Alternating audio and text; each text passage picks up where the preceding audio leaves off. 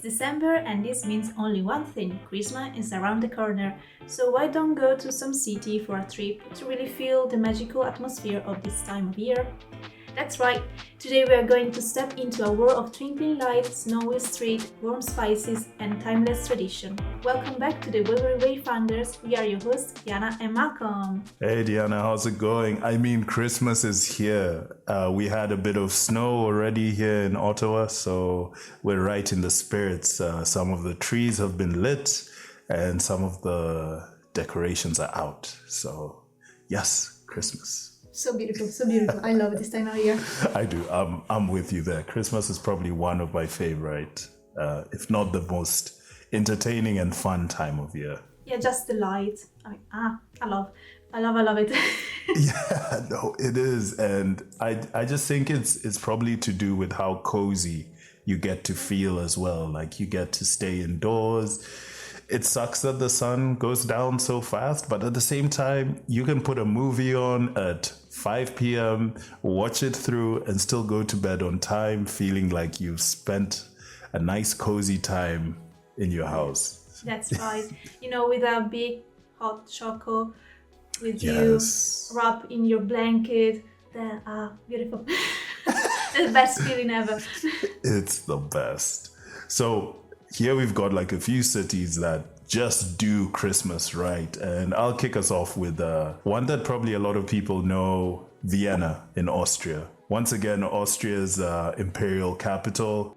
It's known for its elegance, architecture, grand palaces, and its rich tradition for classic music and art. When we think about Vienna, one of the things I would imagine is the beautifully lit streetways during Christmas, but it's also known as a capital of Christmas elegance in the sense that it has a long tradition of Christmas markets, or as they're known, Christkindlmarkt. And this dates back as far back as 1296. The city is adorned with magnificent light installations, chandeliers on the Garben, and markets that are we're talking a lot of markets. We're talking over 20 Christmas markets. So we'll just give you like a little insight on what to visit. We've got the Viennese Dream Christmas Market, or the Rathenplatz. It's the largest and most popular, and it's set against the spectacular illuminated backdrop of City Hall. There's also some markets at the Schönenberg Palace and the Belvedere Palace. This offers more of a refined and regal setting amongst Baroque architecture and the backing of the palaces. So it's a very unique thing that you wouldn't expect to see everywhere. You don't get this kind of experience in a lot of places. And it just goes on because there's also, as I said, 20 odd markets, 20 and above odd markets. There's one outside the St. Stephen's Cathedral, the Stephenplatz. It's more small, a bit more charming, and I mean, it's right at the center of the city, so that makes it unique. And as always, you've got the imperial palaces. You can tour the Hofburg in Schönenberg to see the imperial Christmas decorations. So we're seeing a city that isn't just set on the markets, it's also set on what we would call like these intricate decorations, and just the whole spirit of Christmas really reverberates through the city itself. There's a couple of food experiences as well that you can get through. One of my favorite with Christmas time has got to be like traditional mulled wine and hot punches that they have there. You've got to look for the Kinder Punch, which is, as kids, so it's non-alcoholic if you don't drink. What I find interesting about Europe in general is like every country you visit, most countries will have their own version of mulled wine, which is really good around this area. There's also the Käsenschmarrn, which is a fluffy, shredded pancake type of dessert. It's typically, with most things over Christmas, dusted with a bit of powdered sugar. It's served with a compote kind of topping, so it's really tasty. Yeah, that's the best. Yeah. I tried. It's the best with some vanilla sauce and jam, any Yeah. type of jam you want. It's perfect dessert during this time of year. I love it. I love to make it and I love to eat it. You know, and I keep saying when it comes to food, I've always got to look over to you and be like, hey, because when it comes to food, you're the professional. You've tried a lot of this stuff. The next one is Casa, which is a hearty, savory egg noodles, baked and melted cheese on top. And it has like the side of fried crispy onions. I would say per se just the idea that it's baked egg with a little bit of egg noodles with a bit of cheese and onions on the side. That sounds amazing to me. Yeah, it's true. Now I'm hungry. Like, I really want to eat. I feel like sometimes these episodes we need to do them after eating because man, the food we talk about, oh, tasty. And during Christmas time, I mean, during this time, at least here in Italy, we eat a lot. Yeah. And talking about food, it's the best for me. I love talking about food, and I love food. I'm with you there, man. Food is like one of those things that, first of all, talking about it gets you hungry, but I love eating as well. So I'm with you there. So I remember a video that I watched when there is this girl that said that the word stressed backward is dessert. So each time I feel stressed, it's a good time to eat some dessert. So yeah. I'm with you there. Anytime dessert. I mean, we're making these we've tried to be healthy with desserts over the last month or so. So we've made these oat and chocolate, but the baking chocolate, so not the sweet chocolate, but with a little bit of protein pea powder. And honestly, it's amazing. And a little bit of honey, and you mix them and you make them into these oat bars. And I love sweet stuff, and I was worried because I was like, oh, healthy sweets never taste good. And then with the protein powder, we all know how protein powder tastes. Yeah. It's not like good. It's not good. Yeah, I mean, it's really difficult. it's a hard thing. It's a hard thing to work with, and I'm pleasantly surprised that it's eatable. That it tastes somewhat good. I think the cocoa powder is carrying the whole dessert. Like the cocoa powder and honey, yeah, that's a whole dessert there. Yeah. But anyway, back to the place that has some great food. Vienna is a little bit more than just the food. It's got the longest history of formal Christmas markets in Europe. I mean, this, as I said, the tradition again dates back to 1296 when the Duke at the time, Albrecht, granted citizens the privilege to holding a nativity market, or a Kippenmarkt as it's known. But this deep legacy is really intertwined with Viennese culture. And it's not just a tourist attraction, so it's also locals, it's also part of who they are. So it's definitely a great place to visit.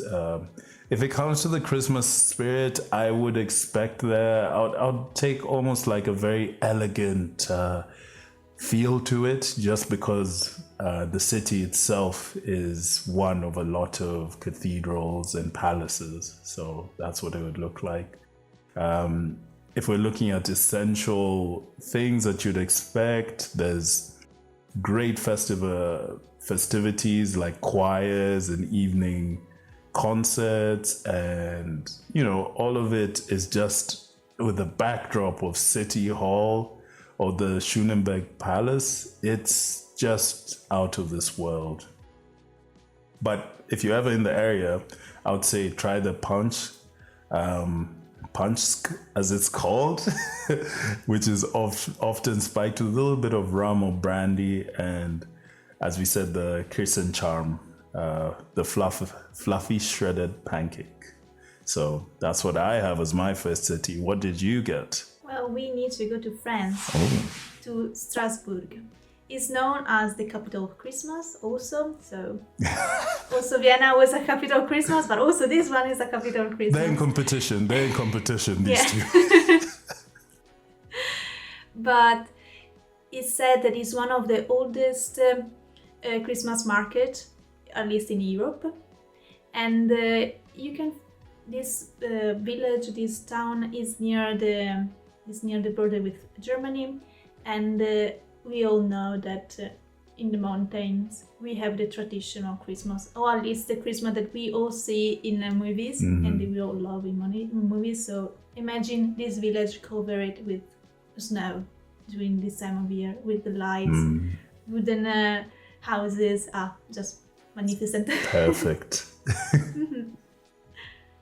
So this city has a beautiful preserved medieval city center called Grand Ile. It has this history. There is a blend of French and German influences, of course, because it's in the middle of these two countries. And here the Christmas market is called Christkindlesmarkt. And as I said before, it's one of the oldest Europe's Christmas market. And during this time of year, we have the city covered with the lights. Every square, every street and building is decorated. The markets, especially this year, are huge. I mean, we have over 300 chalets across many historic spots. And we can find during this time of year, especially during evening, small choir, orchestra, or solist musician performing during the evening, or in churches and squares. But this type of market is also sustainable. There are many type of eco-friendly practices. For example, they do a lot of recycling. They tend to use more paper type of cups and dishes. So, I mean, we also need to pay attention to the climate and to the environment. Is always important. So yeah, we need to enjoy the environment, of course, and also help the environment. That this city is also full of young people and students, because Strasbourg is a town that a lot of university students go to when they do Erasmus. And for these reasons, there are a lot of alternative market, pop-up shop and pop-up cafe, film screening and community events for young people. So I think that even if you are not into Christmas, but you are young and you want to, have a little bit of experience, a kid experience during this time of year, why not go to Strasbourg? But of course, the city is full of other attractions. We can visit the Strasbourg Cathedral, or also as Notre Dame. There is a beautiful Gothic architecture, or we can go to one of the neighborhoods called Petite France, and is an old canal district with timbered houses. During this time of year is beautiful because it has really special illumination, not only here in this neighborhood, but also near the cathedral and the Neustadt, another neighborhood. Then you can also take a boat tour on the Third River and explore the Palais Roy and its museum. There is a museum with archaeological and decorative arts. And of course, when you go to the Christmas market, you can see the beautiful Christmas tree, the Grand Sapin, that is iconic during this time of year. Imagine the typical Christmas tree, big, full of color, full of decoration, full of lights. Magical, simply magical. I do think that is one of the biggest, defining cultures of your Christmas event at this time for your city. It's like, what is your Christmas tree? How does your Christmas tree look? How big is it? How many decorations does it have?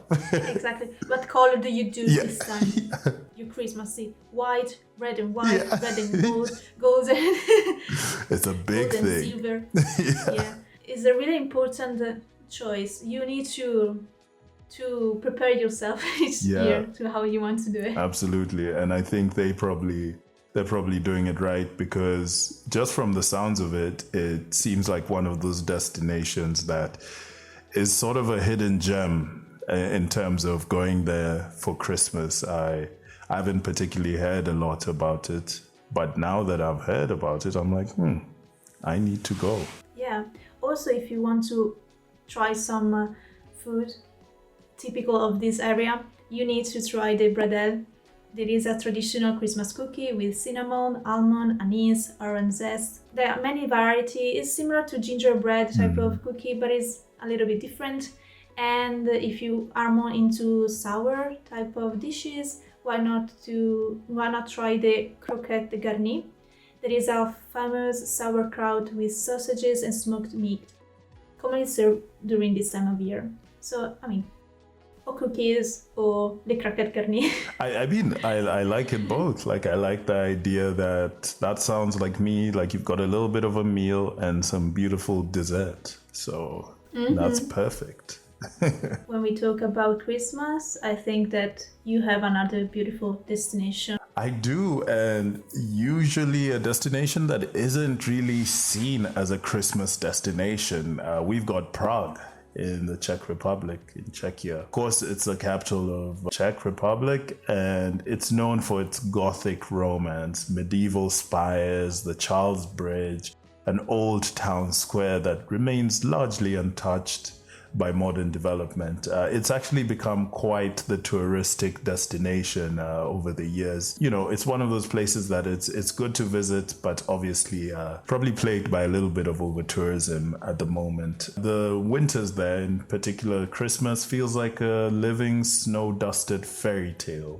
The Christmas markets are renowned for their cozy atmosphere and blend seamlessly with the centuries-old architecture of the old town. And that's where you will find one of the largest markets, and one of the oldest markets is in the old town square. The Strasbourg Namesti, as it said. I hope I said that right. Probably didn't. It's one of the largest and most beautiful markets, and it's centered around, as I said, the most important bit for your town, your Christmas tree. And you might know this square from being the square that is most visited in Prague because it's got the old astronomical clock tower. Another place that you might find a really cool market is the Weselian Square, or Vaskelem Namasti. It's the second major market in the city, and it's located in a central new city, you know. It offers a slightly more modern atmosphere with shopping and shops that you can get food from. So it's not very traditional, it's more new age, if you'd like. There's a couple of things you can just do to enjoy the city. As usual, you can stroll along the Charles Bridge at dusk, and you can view the castle with the city's like markets lit up below it. It's a very unique kind of sight. You could also just visit the Prague Castle. It's one of the largest coherent castle complexes in the world, and it often features a smaller, a bit more atmospheric market within its walls. So a bit smaller but more contained and more busy or more loud because it's a smaller space. We've got to talk about the foods though. There's the chimney cake, otherwise known as a trelling nink, a delicious cylindrical sweet pastry baked over an open flame, rolled in cinnamon sugar and often filled with ice cream or chocolate spread. This chimney cake is pretty similar to a couple of things that you would see even in Romania. I remember living there, would have like something that's a similar dessert. And once again, baked over an open flame as well. And then they've got this traditionally tasty grilled sausage that you can buy straight from the stalls, and it's known as a klobasa. It's a tasty little grilled sausage, keep you warm during the Christmas night, I guess. So it's pretty cool. Then you've got the Slovak, which is a traditional version of the mulled wine again. It's often infused with the things that you would see in mulled wine. So it's a cinnamon and a bit of cloves to it. So, you know, it's just definitely one of those more interesting places that if you do find yourself in the area, you know what, why not visit it? You might be pleasantly surprised with the type of things you would find at a Czech Christmas market. I do think that the markets in Prague are a little bit more modern, or like not as old or historic as in Vienna, but they are set in one of the best medievally preserved capitals in Europe. And I feel like the celebrations do focus a lot more on Czech traditions and religious and folk customs. So, it's definitely one to visit. I think here we'd be looking more at like a gothic romance type of atmosphere. You've got the astronomical clock and the lighting ceremonies, and it's all be synced with a bit of classical music. So it almost feels like an experience that is very theatrical in nature. So I would still say it's one of the more interesting places to visit, though. Yeah, that's for sure. And if you want to know more about Prague and also about Vienna, we have covered these two cities in other 2 episodes of our podcast. The Vienna we covered for our Eurovision episode, and said Prague was for our Halloween episode. So if you want to check it out and know more about these places, why not go and listen to those podcasts? Absolutely. And if you do find yourself in Prague for Halloween, maybe stay for Christmas. Yes, also do the whole thing. Yeah. But there's more cities to cover, and I'm sure you've got one lined up. Yeah, I mean, if Prague was not that known as a Christmas destination, New York City, it is known as being so iconic during this time of year. We are talking about the perfect setting for so many Christmas movies. Home Alone 2, Miracle on the 34th Street, so iconic. We just simply see the Christmas in Prague. There was a small village, but now we are going to the metropolis, that is New York. And we are talking about the Rockefeller Christmas tree, the lights of Fifth Avenue, the festive decoration everywhere, window display in department store, ice skating in Central Park or Rockefeller ice rink. So iconic. Wow. Even though you've never been to New York, you know what to expect. Because there are so many movies about that. And you also know that here in New York, there are many holiday shows. We are talking about Radio City Christmas Spectacular Rockets, or the Broadway shows dedicated to this time of year. And if in Europe it's more like caroling and choir type of music, here in New York there are many shows with gospel choir. And gospel choir and gospel in general, it gives you this energy that you don't expect. Absolutely. And I can't think of anything more amazing than watching a gospel choir perform Christmas carols in New York. As you said, everyone knows New York over winter. It's probably one of those locations or places you can visit where everyone's like, I don't know about summer, but in winter, yeah, I'll be in New York. Yeah, the snow. Yeah. It's so iconic. It is. It's so iconic. You are imagining the streets full of lights, and then the small stands where you can eat, and street eating. Yeah. That's the thing. I love what you said about the ice skating as well, the Rockefeller Center. You're probably going to cover how beautiful it gets when they put all the lights up and everything. So, yeah. Yeah, there is a ceremonial event. Is a type of in a day they set all the light for the rest of the period. So it's an event. It's really an event, and I was there a few years ago, not for Christmas, but for Halloween.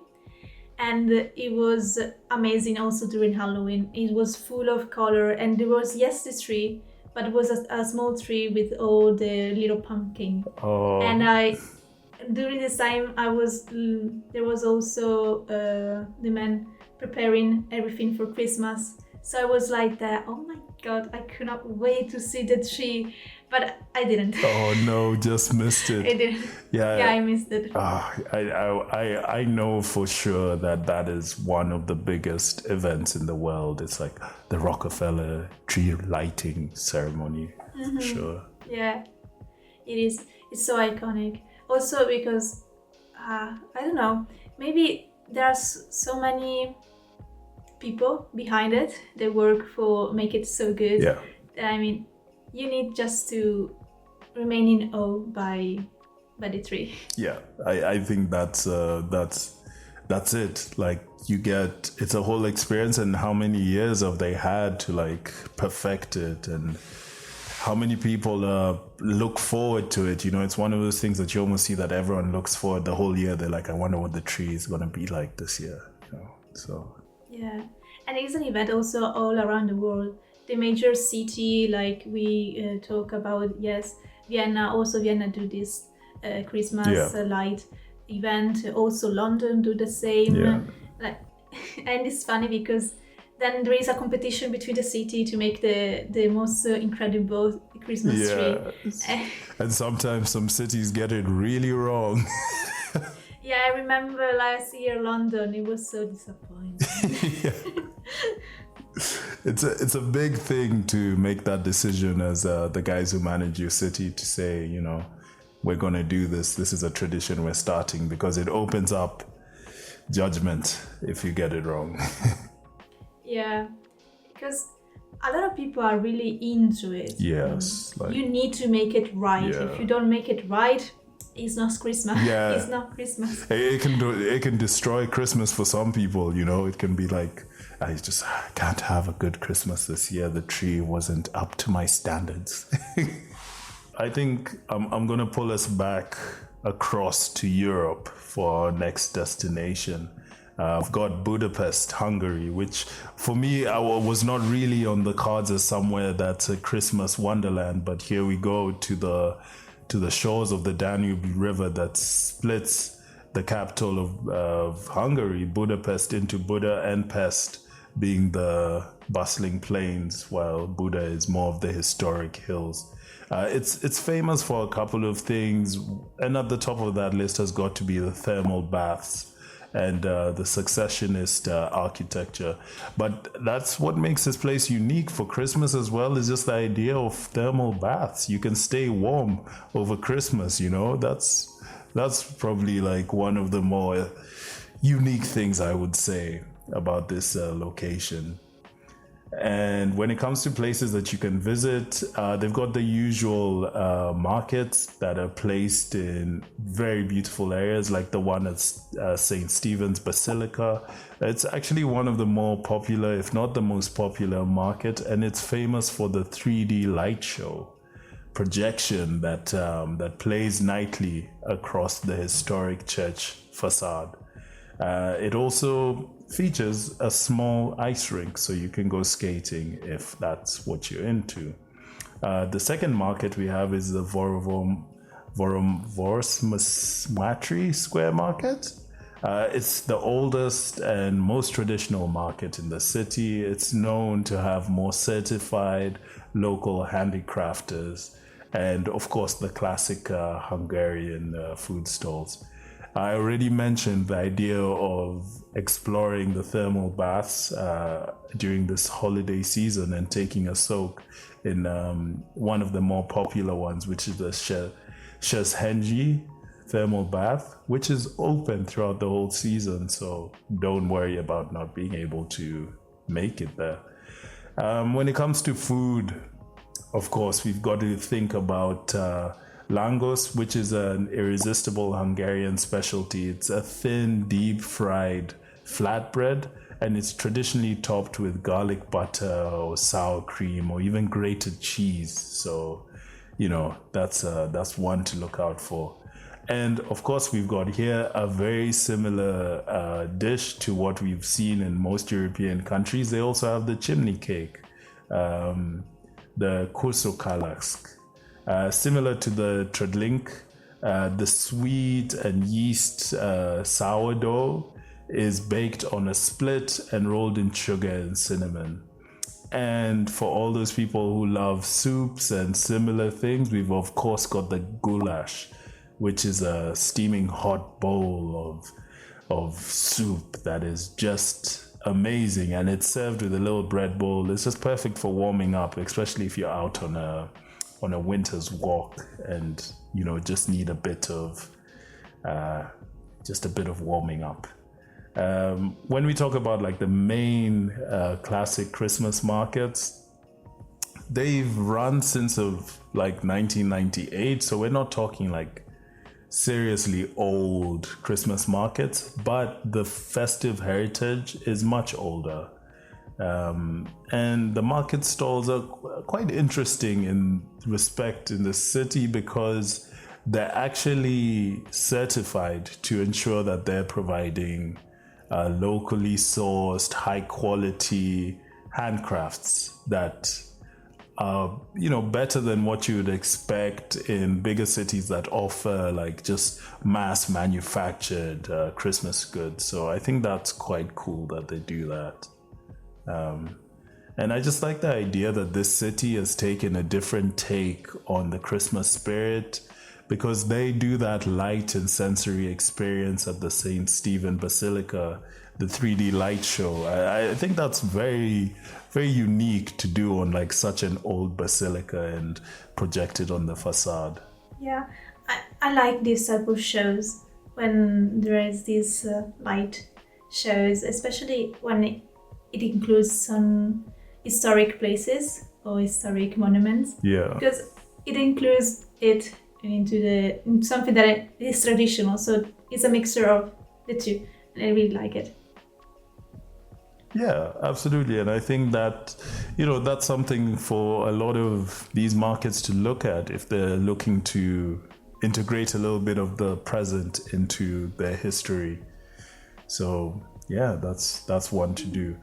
No, I was just about to say that, yeah. And when it comes to the food, of course, you've just got the goulash and the langos flatbread. So, man, it is definitely one of those destinations that is worth a visit. I mean, yes, of course. I never tried the goulash, but I always heard about the goulash. And I'm so interested by it. But I think I'm a little bit scared, I don't know why. I can get why, because, the goulash, they do mention what is in the goulash, but you're never too sure how many other things, because it's a big mixture, a bowl of different vegetables or meat pieces. And so, you've got to be careful about what you might end up. If you have any like allergies in general, it's probably worthy to be very careful when you order goulash. I think so. That's my case, so I think so. Anyway.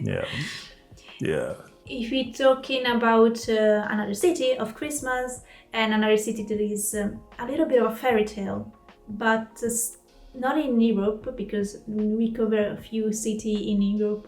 We move and we go to Canada, to Quebec City.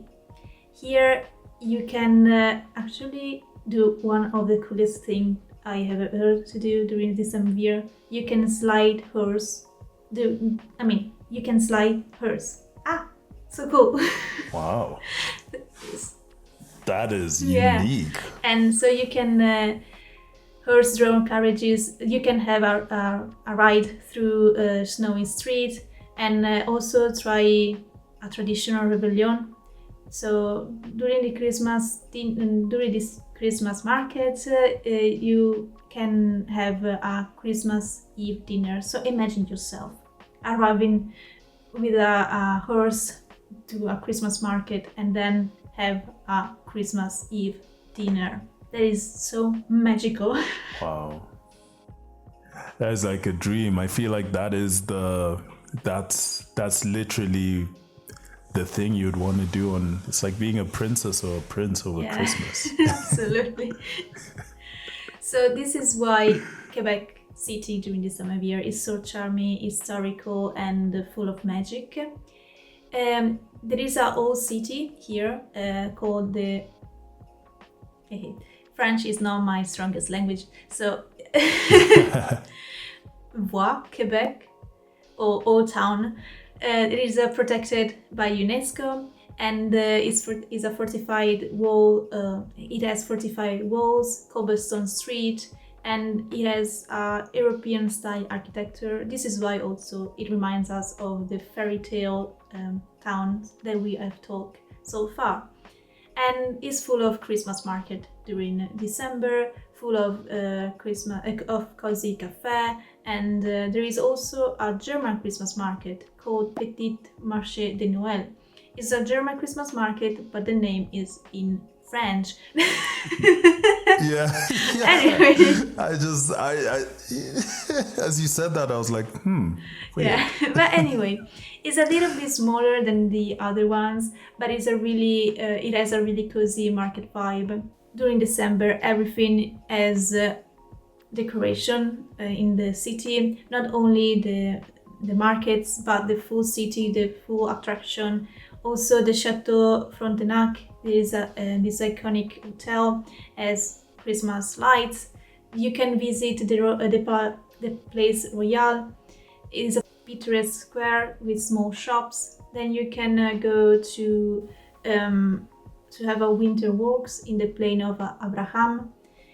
And of course, you can try some food here also. You can have the maple toffee on snow, hot maple syrup, pour on snow, and roll into chewy candy.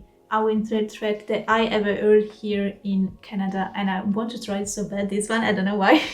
Yeah, I mean, I had a friend when I first came to Canada for Christmas back in 2 years ago.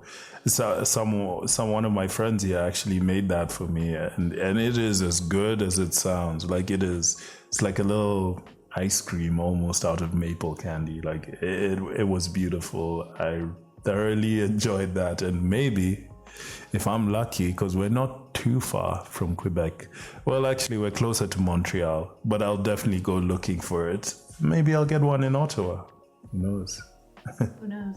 Well, if you do, eat also one more for me. I will. Maybe two even.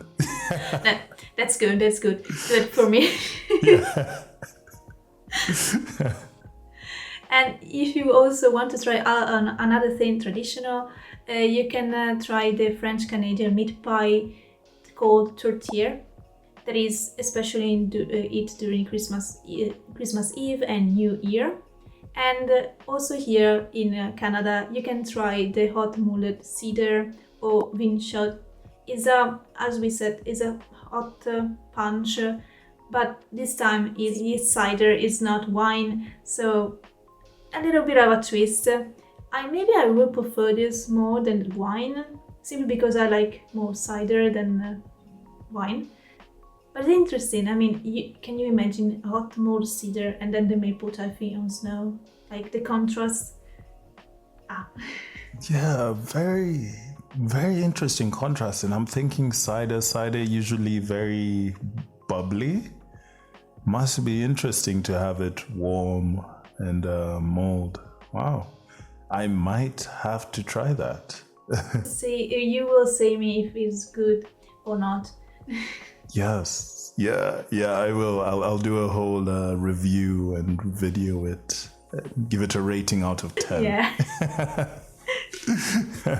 So this is what you can expect from Quebec City. Maybe you didn't know it, or maybe you know it, or maybe you didn't know it because everyone, when we think about America side of Christmas, we think about the USA, but instead, also in Canada, there are so many places that do Christmas in a really beautiful way, such as Quebec City. Absolutely. And I think they do also have like these European style Christmas markets, which is very unique to see when you're not in Europe. But when I think about, I'm going to have to pull us back to Europe. I do have one non-European city. I'm saving it for last because it is so unique and so random. But before we get there, I'm going to talk about Tallinn in Estonia. And Tallinn itself is one of the best preserved medieval old towns in the world. It's a UNESCO site with defensive walls, narrow cobblestone streets, and charming merchant houses. So you can expect to have the vibe of a medieval Christmas charm. The entire old town feels like a living postcard per se. Especially when it's just snowed. If you're lucky enough to get that new snow, it can be beautiful. In terms of places you can visit when you're there, you've got to look at the town square hall or the town hall square, which is the Rio Koja Platz. And there's a massive market there. It's a main market and it's famous for a large Christmas tree, as you would hope when you visit a city to get like the best Christmas tree. But this is a continuing tradition that dates as far back as the 1441. So we're talking late 1500s. And it's believed to be the site of Europe's first public Christmas tree display. So are we saying that this is where the first Christmas tree came from? Maybe. Probably. But who knows? Yeah, probably. But it seems I'm seeing a trend with a lot of these European countries and capitals of them saying we were the first, which is a very European like battle. Yep. I love to see it. Everyone was the first. Let's give it to everyone. Yeah, let's give it to everyone. You guys were the first. But if it's not just the beautiful Christmas tree display, there's also the Kotutsa viewing platform. And you get to climb to the top of this platform for a sensational panoramic view of the red roofs of the city, as well as a like sparkling Christmas market below. I mean, it must be something exotic when you see this, especially when it's when the snow that's just come down. Wow, must be beautiful. One of the other places you can visit is the St. Catherine's Passage. You can wander down this charming narrow alleyway lined with artisanal workshops, which, you know, if I'm being honest, it kind of reminds me about what we experienced when we were in Italy last year for Christmas, and one of the cities we stayed in. And I think it was actually you who gave us that little tip to stay there. It had one of those hidden Christmas market streets that, my goodness, I didn't expect it when we walked down that street must have been so long. So it's good to know that these European countries have such beautiful cobblestone pathways that they can decorate and make beautiful in Christmas. Yeah.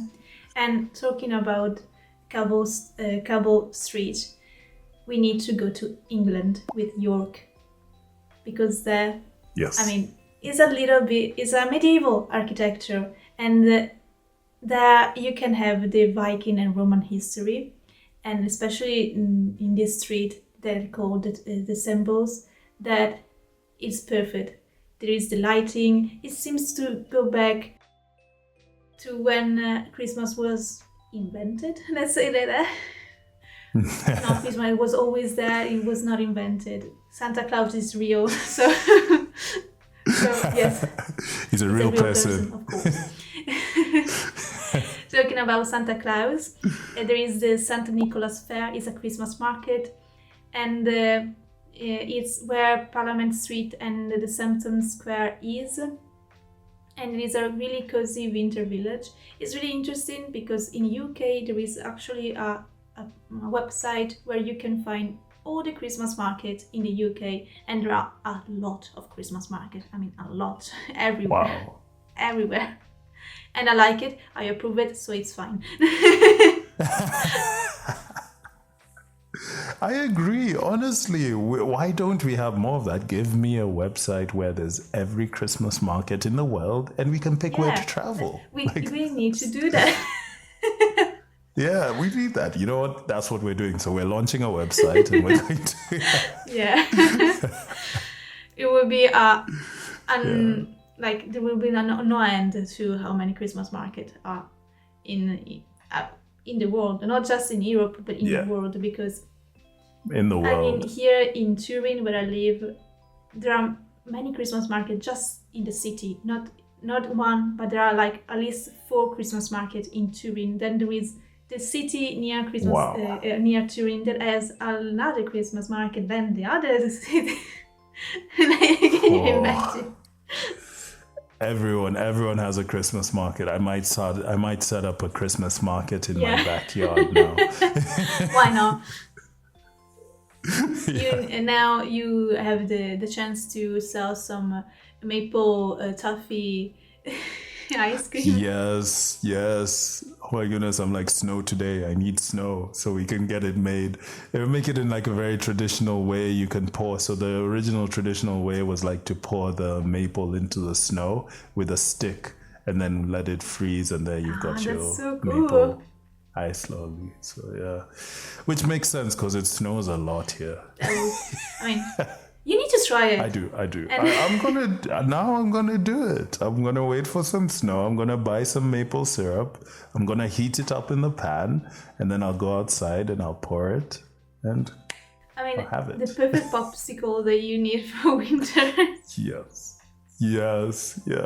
Oh, yeah, I'm looking forward to it now. Anyway, let's go back to York. And here, the medieval ambience combined with the seasonal decoration feels like a timeless and storybook type of village. The winter garden lights trail in the museum gardens are simply beautiful. You can go there for a light walk, and you can really find the local craft gift and seasonal trees in the markets nearby.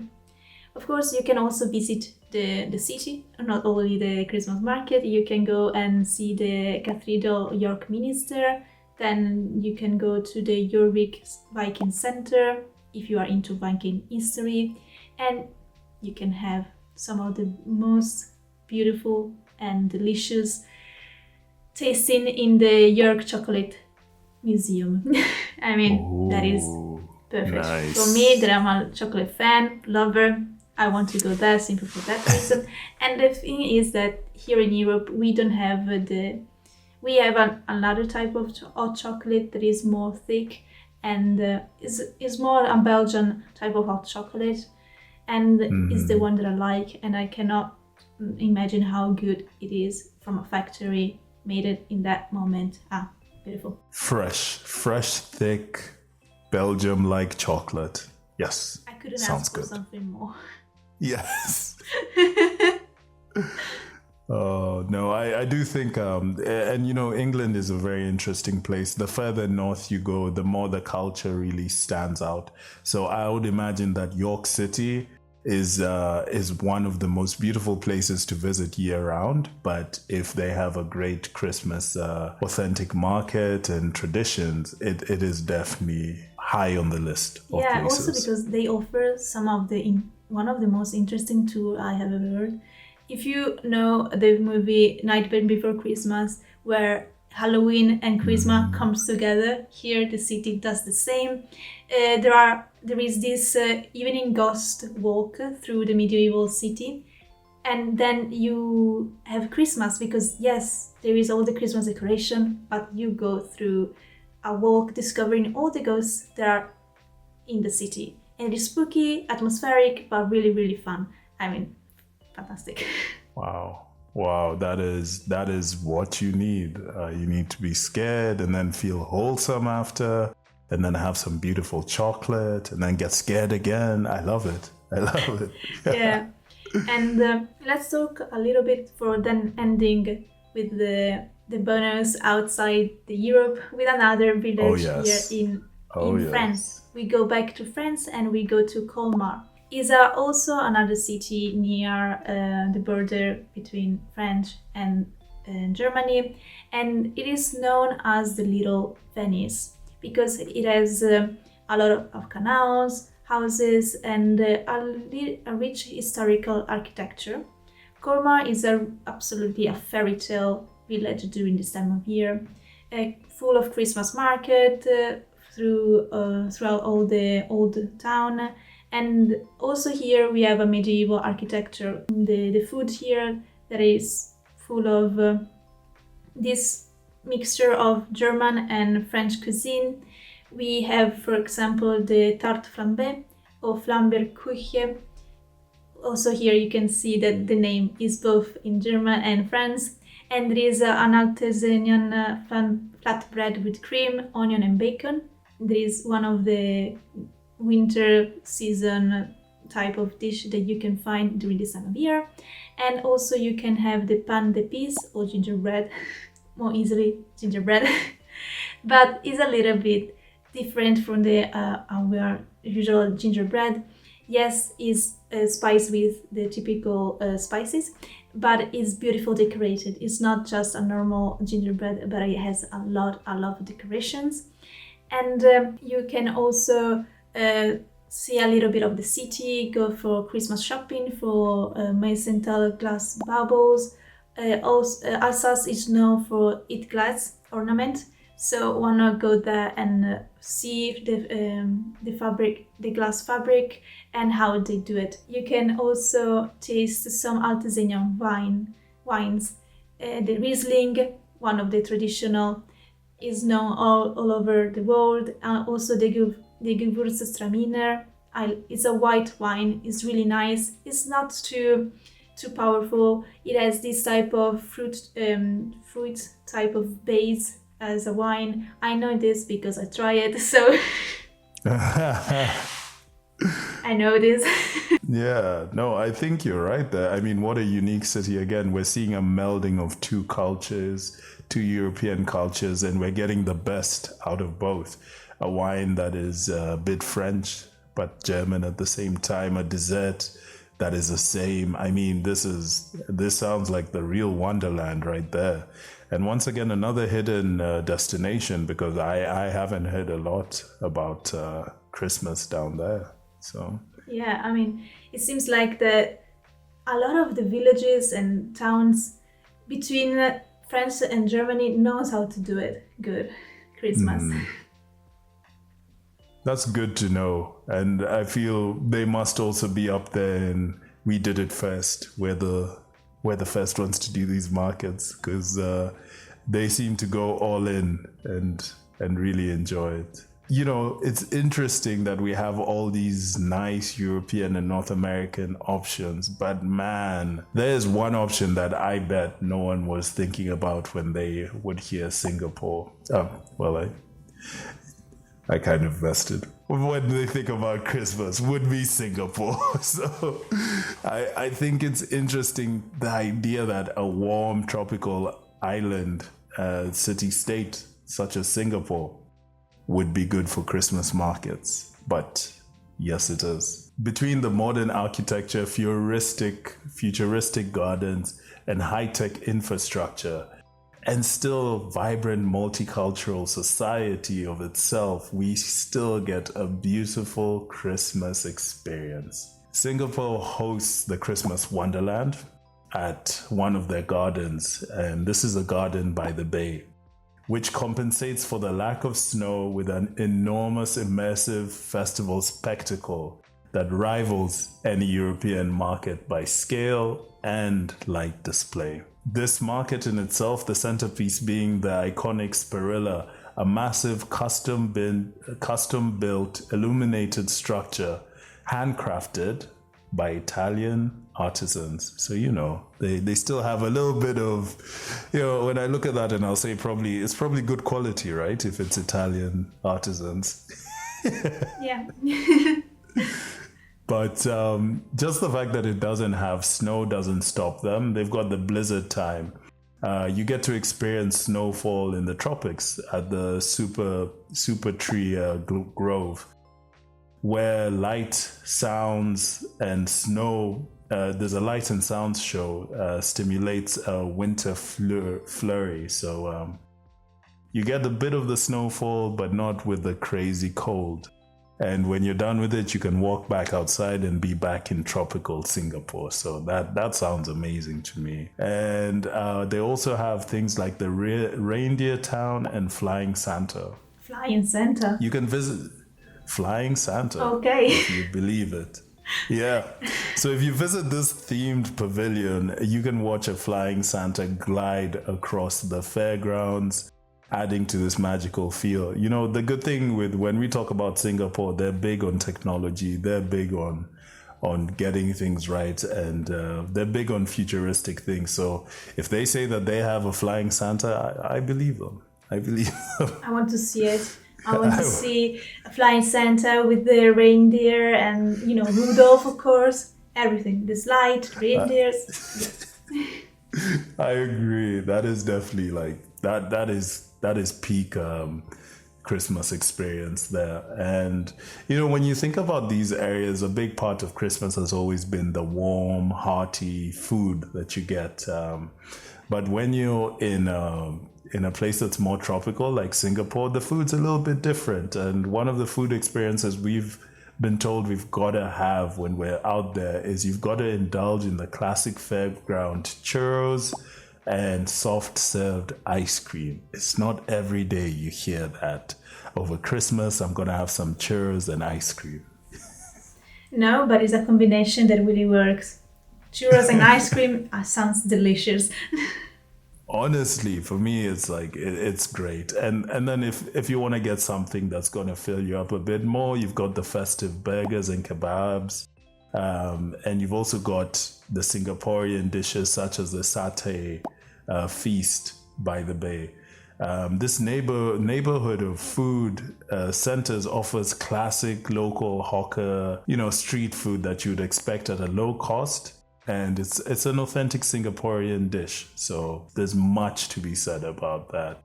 In general, when you think about Christmas in Singapore, this is a relatively new concept. We're thinking this Christmas Wonderland event was established back in 2012. It's designed to give residents and visitors a high-tech, immersive holiday experience that will compensate for the lack of snow and cold weather.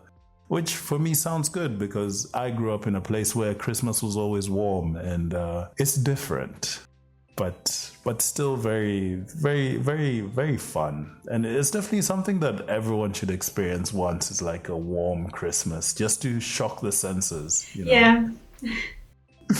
A hot Christmas and then a cold New Year's Eve. Then I can return to my senses. Yeah, it can do. Take a bit of planning, but it's very possible. So yeah, and I do think that the Christmas spirit is pretty prevalent in Singapore. The blizzard time snow simulation. So if you need that little bit of that snow, you can get that. And then you've just got this element of blending different types of Christmas together, which I think is very unique. And for a second, you might just forget that you're in a tropical location. And if you're missing out on some of those European treats, don't worry, because they've still got the traditional treats there, and they've got an international fair, and they've still got some of their local favorites. So Singapore in itself is already known as a global, amazing food scene. So you can still get a little bit of everything from all parts of the world. So I would say that is definitely my trump card. If you have time, if you want to do something random and really unique, go to Singapore for Christmas. I didn't know about Singapore in Christmas, but it sounds absolutely amazing. It has everything. You can do the cold type of Christmas and at the same time the work Christmas. You can do everything. Absolutely amazing. You can do everything but chew gum, because if you're going to Singapore, remember that it is banned to chew gum in Singapore. And right. You cannot bring any gum with you, which frankly I kind of agree with. Yeah, if you use gum after eating something, for refresh your mouth, well, you cannot do it. It's better bring with you a brush and toothpaste and do it. Carry your toothbrush with you. Yeah. No, but it's a very unique idea to see how Christmas has spread all over the world, from Europe to North America to Asia, everywhere everyone has their own take on Christmas. And at the end of the day, I love Christmas. So anything that allows people to express that joyous feeling, I'm here for that. Me too. And it was such an adventure, discover all these type of places that I know, places that I didn't know, places that I discover more about it. And wow, Christmas is just a magical time of year, and it's so beautiful that everyone has a possibility to have its own unique Christmas. So really, really nice.